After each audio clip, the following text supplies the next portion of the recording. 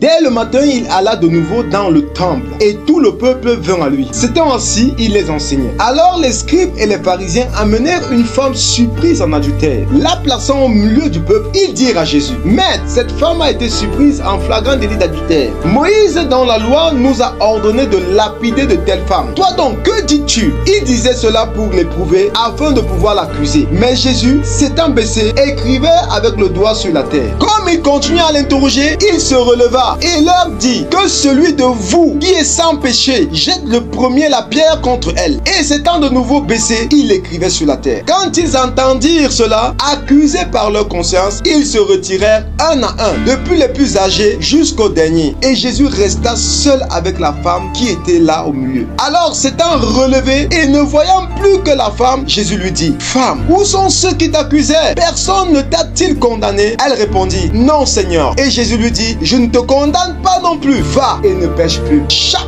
péché que tu commets t'accuse. Chaque péché que tu commets réclame qu'on te lapide. Parce que le salaire du péché, c'est la mort. Chaque avortement, chaque impudicité, chaque mensonge, chaque vol, chaque méchanceté t'accuse. Réclame qu'on te lapide devant Dieu. Ils disent: coupable, coupable, la mort, la mort. Est-ce que tu le savais? Dans Jean chapitre 8, Jésus-Christ était devant les hommes lorsqu'il a posé la question que celui qui est sans péché jette la première pierre. Là, ce sont les hommes. Mais les esprits qui t'accusent, ils n'ont pas cette conscience-là. Ils savent que pour eux, c'est fini. Qu'est-ce que tu commets en cachette encore? Quelle est la faiblesse qui domine ta vie et que tu as laissé dominer? Quel est le péché que tu as remis les clés de ton cœur? Il entre si facilement dans ton cœur et fait tout ce qu'il veut. Certains disent qu'ils ont donné la clé au Saint-Esprit, mais ils ont fait le double de clés et ils ont remis à Satan. Chaque péché que tu commets t'accuse et réclame qu'on te lapide. Tu passes une journée, tu sais bien que ta journée n'a pas été bonne devant Dieu, mais tu parviens